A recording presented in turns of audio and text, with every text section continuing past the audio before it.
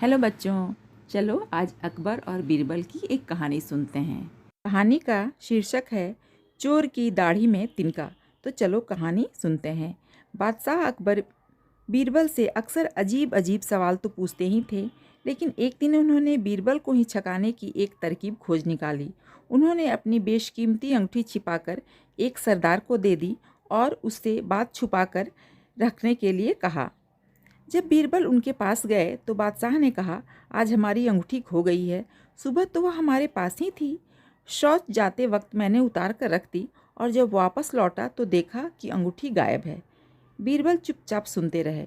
बादशाह ने आगे कहा, मुझे यकीन है कि यह काम महल के ही किसी व्यक्ति का है।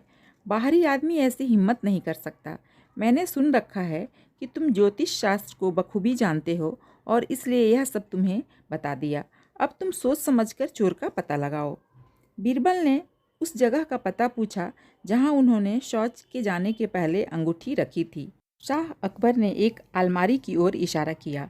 बीरबल ने उस अलमारी के पास जाकर उससे कान लगाकर कुछ देर बाद हटा लेने का नाटक किया।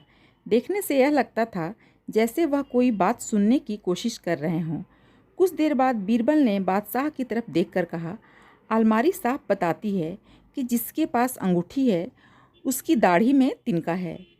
बीरबल की बात को जब पास बैठे सरदार ने सुना, जिसको बादशाह ने अंगूठी दी थी, तो वह घबराकर अपना मुंह और दाढ़ी टटोलने लगा।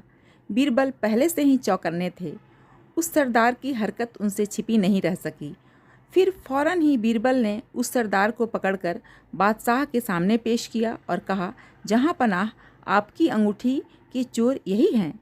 यह बात बादशाह पहले से ही जानते थे। वह बीरबल की इस चतुराई से बेहद खुश हुए। बच्चों, कहानी यहीं समाप्त होती है। फिर मिलते हैं अगली कहानी में। तब तक के लिए बाय बाय।